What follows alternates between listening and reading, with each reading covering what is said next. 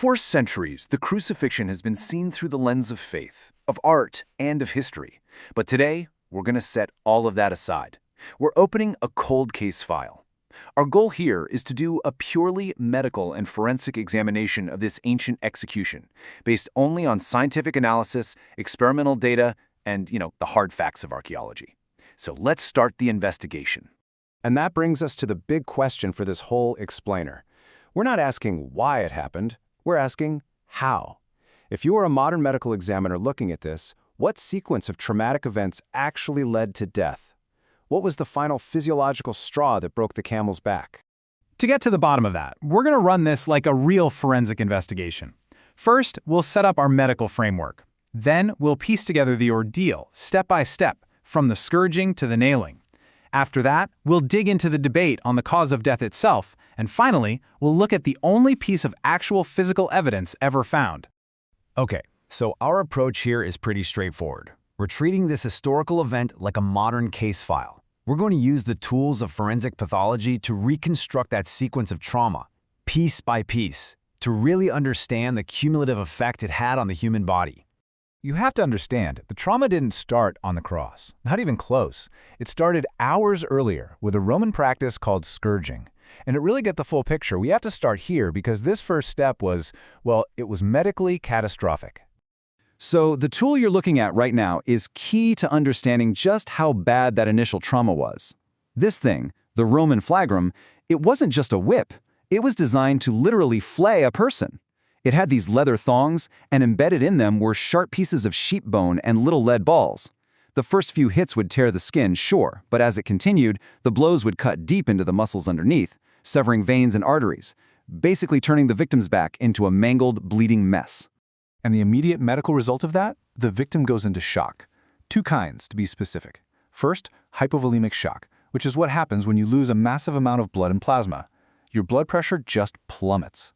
And at the same time, traumatic shock, which is the body's reaction to just overwhelming pain and injury.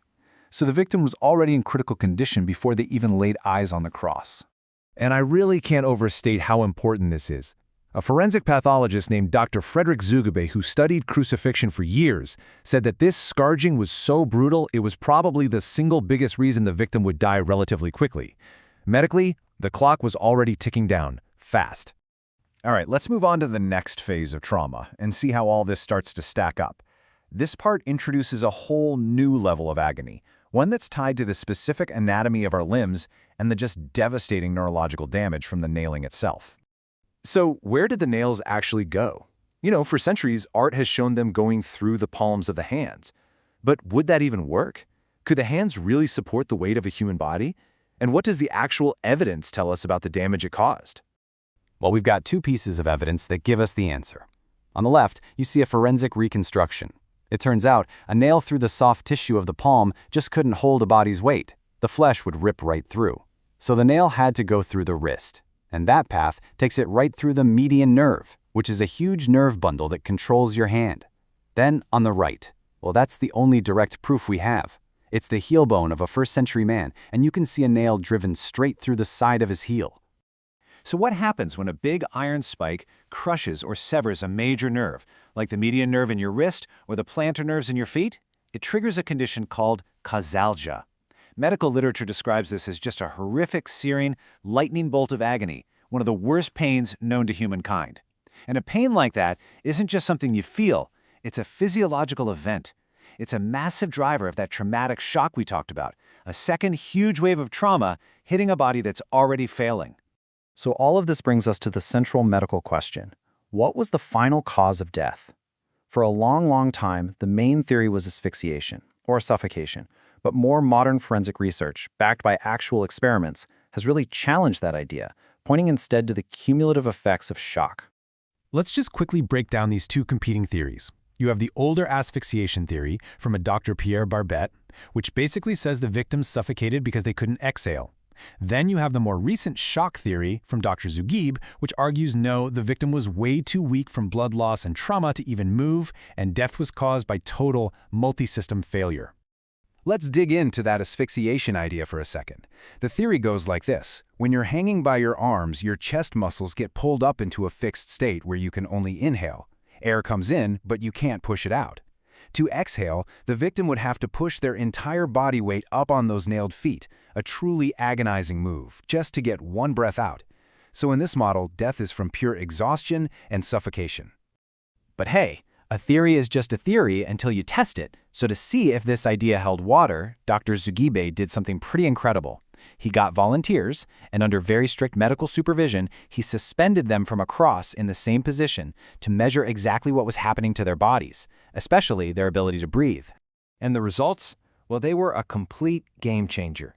They directly contradicted the old theory. His volunteers, even hanging there, had no trouble breathing at all. Their blood oxygen levels stayed perfectly normal, which would be impossible if they were suffocating. And maybe most importantly, they found it was physically impossible to push their body up in the way Barbet's theory required. The experiment pretty much debunked the whole asphyxiation idea. And that leads us to the current forensic consensus. Death wasn't from one single thing, like suffocation. It was from the slow, grinding collapse of all the body's systems. A total multi-system failure brought on by the combined effects of massive fluid loss from the scourging and that overwhelming, nerve-shattering pain from the nailing.